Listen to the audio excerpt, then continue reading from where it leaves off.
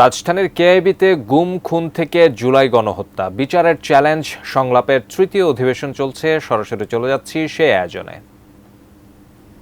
যেই চেয়ার পায় সেই মনে করে এখানে আমার দীর্ঘমেয়াদী বসে থাকা দরকার। সেই জায়গা থেকে যদি আমরা বের হয়ে না আসতে পারি, বাংলাদেশের সাধারণ মানুষ এই বিচার থেকে বঞ্চিত হবে।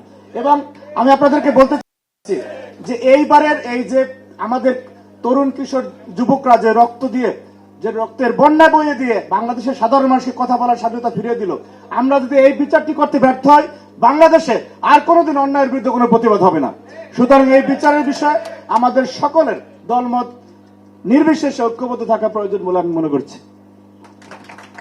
অনেক ধন্যবাদ জনাব আমানুল্লাহ আমান। আমি মনে করি তিনি সত্যিই কিছু গুরুত্বপূর্ণ পয়েন্ট এনেছেন যে এই বিচার করবার জন্য কেবলমাত্র ট্রাইব্যুনাল, কেবলমাত্র তদন্ত সংস্থা এটি যথেষ্ট নয়। পুরো বিচার প্রক্রিয়ার সঙ্গে অনেক মেশিনারিজ আসলে ইনভলভ।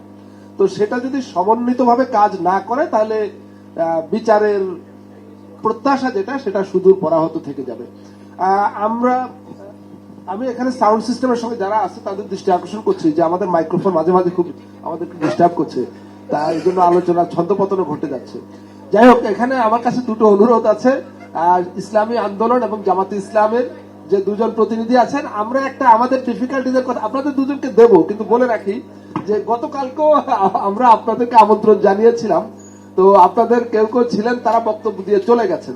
পরে সোশ্যাল মিডিয়া আমাদেরকে অভিযুক্ত করছে যে আপনাদের মঞ্চে তো ইসলামী দলগুলোর কাউকে দেখছি না। তারা যে বক্তৃতা দিয়ে চলে গেছে এটা তার পরের দর্শকরা দেখেননি। স্বাস্থ্যকর অল টাইম ফ্যামিলি কেক, সব সময় অল টাইম হেলদি লাইফ। তো আপনারা দুজনেই চলে গেলে আবার আজও একই ধরনের অভিযোগে আমরা পড়বার আশঙ্কা রয়েছে। বাট তারপরেও আপনাদের প্রয়োজনীয়তা যেহেতু আমরা আপনাদেরকে দিব। শুরুতে আমি ইসলামী আন্দোলনের প্রেসিডিয়াম সদস্য জনাব আশরাফ আলী আখন্দ, তার কাছে যাচ্ছি। প্রশ্নটা হলো যে আপনারাও সরকার বিরোধী আন্দোলনে ছিলেন গত 16 বছর এবং আপনারা যথেষ্ট বড় একটা রাজনৈতিক শক্তি, কিন্তু এই যে ছাত্র শিবির কিংবা ছাত্র দল তারা যেভাবে তাদের উপর নিপীড়ন গুম খুনের কথা বলেছেন, আপনাদেরও কি সেরকম চিত্র আছে? থাকলে সেটা যদি আমাদের দর্শকদের সামনে আপনারা বলেন, এবং এই বিচার প্রক্রিয়া নিয়ে আপনাদের অবজারভেশন, আপনাদের কোন ধরনের সাবমিশন আছে কিনা সেটা যদি বলেন। আসসালামু আলাইকুম ওয়া রাহমাতুল্লাহি ওয়া বারাকাতুহু। নাহমাদুহু ওয়া নুসাল্লি আলা রাসূলিহিল কারীম, আম্মা বা'দ। আউযু বিল্লাহি মিনাশ শাইতানির রাজীম। বিসমিল্লাহির রহমানির রহিম।